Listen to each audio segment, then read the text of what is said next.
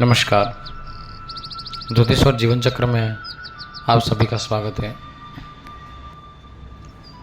भगवान गणेश जी को प्रणाम करते हुए, गुरुदेव भगवान के चरणों में वंदन करते हुए आज आप लोगों के बीच में हनुमान चालीसा की सिद्धि करके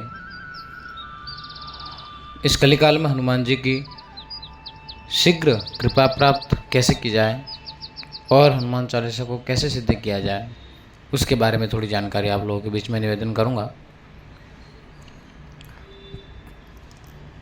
कलिकाल में हनुमान जी की कृपा, उनके चमत्कार और उनके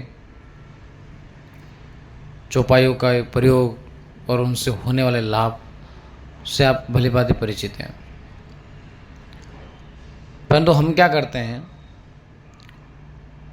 नहा धो करके सीधे धूप दीप करके हनुमान चालीसा को लेकर के बैठ जाते हैं और फिर पढ़ना प्रारंभ कर देते हैं। कोई नियम या कोई मंत्र या कोई जप या कोई विधान या कोई पूजा पाठ कुछ भी नहीं।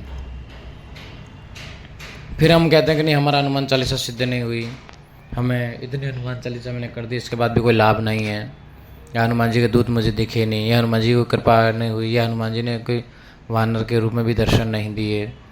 मैं 5 साल हो गए, 10 साल हो गए हनुमान चालीसा का पाठ करता हूँ, करती हूँ, फिर भी मुझे किसी प्रकार का कोई लाभ नहीं हुआ। ये क्यों नहीं हुआ?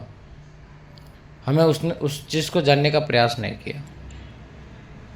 आज मैं आप लोगों के बीच में निवेदन कर रहा हूँ कि भगवान हनुमान राम के सेवक हैं। वीडियो ज़्यादा बड़ा नहीं बना करके एक सटीक और सरल रूप से आपको विधान आप लोगों के बीच में, आप विद्वजनों के बीच में रखता हूँ कि पहले तो जो भी कोई सिद्ध पर्व हो, नवरात्रि हो, रामनवमी हो, या गुप्त नवरात्रि के 9 दिन हो, या हनुमान जयंती हो, ऐसे इस दिन पर इस हनुमान चालीसा को पढ़ना चाहिए, इसको जागृत कर लेना चाहिए। ऐसा नहीं होता है तो फिर किसी भी मंगलवार से, शुक्ल पक्ष के मंगलवार से प्रारंभ करके 41 दिन तक करें, या फिर प्रतिदिन का नियम बना लें कि मैं 7 हनुमान चालीसा प्रतिदिन करूंगा, या 11 हनुमान चालीसा, 51 या 108 हनुमान चालीसा प्रतिदिन धूप दीप नैवेद्य अर्पण करके फिर हनुमान चालीसा का पाठ करूंगा एक आसन पर बैठ करके। अब इसका विधान क्या है? आप राम को याद करेंगे, भगवान राम की सेवा पहले करेंगे तो हनुमान जी स्वतः ही प्रसन्न हो जाएंगे। आप अपने घर के मंदिर में या कहीं हनुमान जी के मंदिर में जाकर के हनुमान चालीसा का पाठ करते हैं या जप करते हैं तो सबसे पहले राम के नाम का गुणगान करिए, राम के नाम की एक माला करिए, चाहे राम के किसी मंत्र की करिए या फिर राम के नाम की कर लीजिए, नाम जप कर लीजिए। उससे हनुमान जी शीघ्र प्रसन्न होकर के आप पे कृपा करेंगे।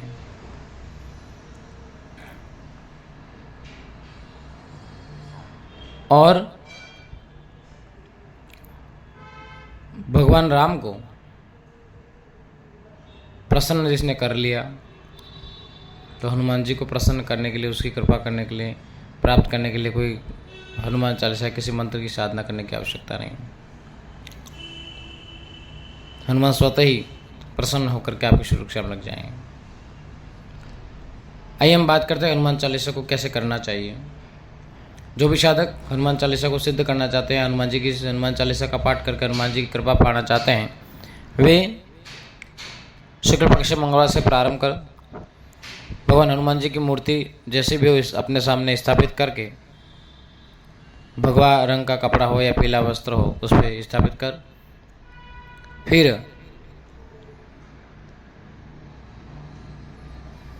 आचमन, प्राणायाम,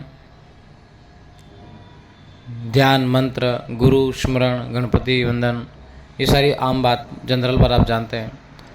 ये सारा करने के बाद में अपने कुल के देवता को याद कर दीजिए, कुल देवी को याद कर लीजिए, फिर राम के नाम की एक माला करिए। ओम राम रामाय नमः करिए तो, और राम राम करिए तो भी, जैसा भी आपको अच्छा लगे वैसा, जो आपको सेट होता हो या आपको अनुकूल लगे वैसा मंत्र एक ले लीजिए। एक माला राम के नाम की करिए, फिर हनुमान चालीसा का पाठ करिए 5 बार, 3 बार, 3 तो अनिवार्य है, फिर 5 करिए, 7 करिए, 11 करिए, 51 करिए, 108 करिए, 111 करिए। वो आपके ऊपर निर्भर है, आपके पास में ऐसा समय अनुकूल है उसके आधार पर। फिर ऐसा एक क्रम बना लीजिए, फिर आप देखिए हनुमान जी प्रसन्न होते कि नहीं होते, हनुमान जी की कृपा होती कि नहीं होती है। और भगवान को नैवेद्य भोग वगैरह चढ़ाते रहें। जितने आप अधिक पाठ करेंगे तो उतनी ही कृपा हनुमान जी की होगी। आप सब पर भगवान राम की कृपा हो, हनुमान जी की कृपा हो, इसी आशा के साथ में धन्यवाद।